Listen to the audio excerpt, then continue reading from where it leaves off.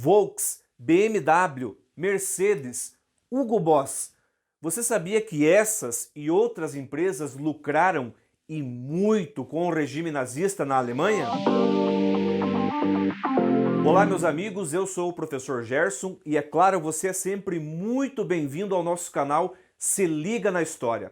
Antes do vídeo de hoje, o nosso tradicional convite, por gentileza, deixe seu like, se inscreva em nosso canal, ative as notificações e convide mais amigos, mais interessados em história para poder acompanhar os nossos vídeos que são postados todas as semanas aqui no Se Liga na História.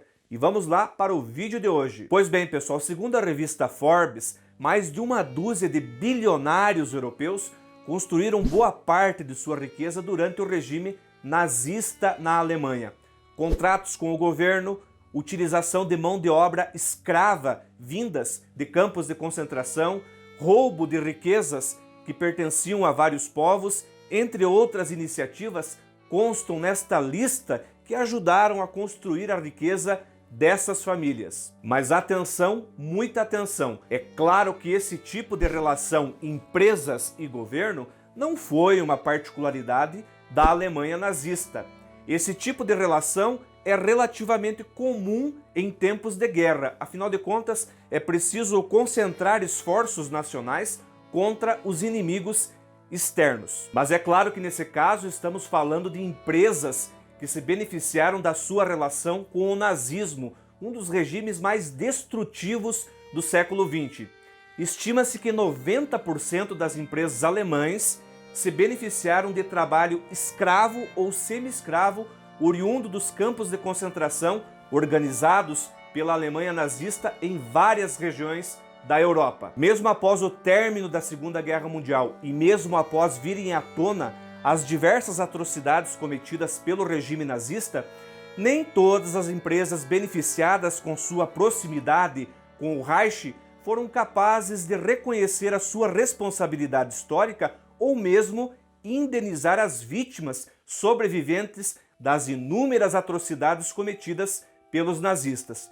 Vejamos a seguir alguns exemplos. Como é de conhecimento de todos, a Volkswagen nasceu durante o regime nazista através de um ícone que se tornaria amplamente popular após a Segunda Guerra Mundial, o Fusca, que aliás fez muito sucesso no Brasil. Em 1934, o Terceiro Reich encomendou ao engenheiro Ferdinand Porsche que desenvolvesse um carro popular, um carro do povo, um Volkswagen.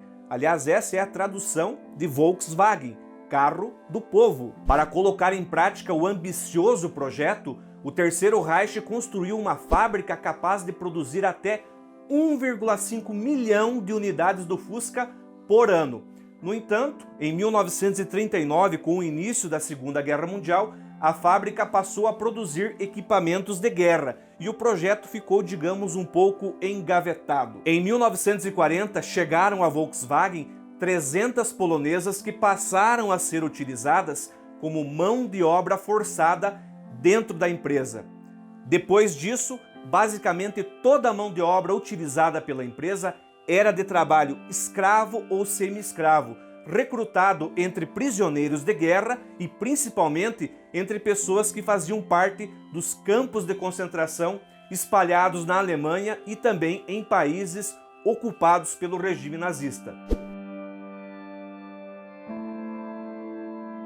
A famosa BMW já existia antes da ascensão do regime nazista na Alemanha.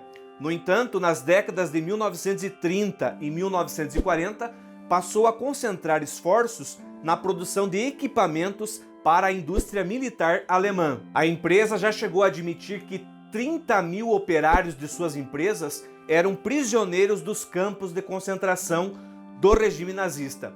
Na década de 1980, a empresa publicou livros e documentos revelando um pouco do seu passado sombrio, talvez uma tentativa de limpar um pouco sua imagem perante a opinião pública. Segundo estudos, em 1944, 64 mil pessoas trabalhavam na Daimler-Benz e, pasmem, mais da metade eram trabalhadores forçados, oriundos de campos de concentração. O grupo Daimler-Benz dono da Mercedes, produziu automóveis e motores de aviões para o exército nazista.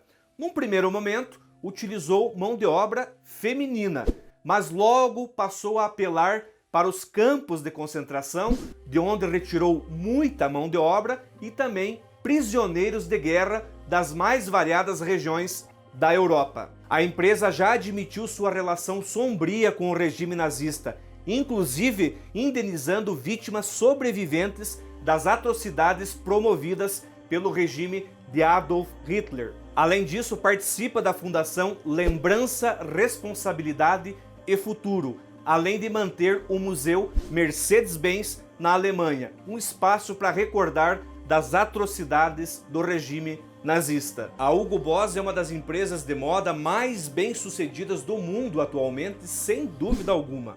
Mas o seu passado também está ligado ao nazismo. Durante a guerra, a Hugo Boss produziu uniformes para o exército nazista e para diversos grupos ligados ao governo, entre elas a Waffen-SS, braço da temível SS, que era responsável pela vigia dos campos de concentração. Em seu site, a empresa expressa seus votos de profundo pesar a todas as pessoas e familiares que sofreram danos ou dificuldades na empresa administrada por Hugo Ferdinand Boss durante o regime do nacionalsocialismo. E segue a nossa lista. Em 1925, a Bayer e a BASF se fundiram com outras 4 empresas, formando a IG Farben. Em 1940, a IG Farben recebeu ordens do governo alemão de construir uma grande fábrica de borracha e combustível perto do campo de Auschwitz. Na construção do local de 1941 a 1945, foram utilizados cerca de 38 mil prisioneiros, a maioria deles judeus. Quando não conseguiam mais trabalhar devido à exaustão, eram simplesmente executados. Estima-se que cerca de 30 mil pessoas morreram durante a construção das instalações desta fábrica da IG Farben. Após a guerra, os executivos da empresa foram julgados pelos crimes cometidos, entre eles o uso de trabalho forçado. Uma das acusações mais graves contra a IG Farben foi de que ela teria fornecido o inseticida Zyklon B, que era utilizado para exterminar os prisioneiros nos campos de concentração nas temíveis câmaras de gás.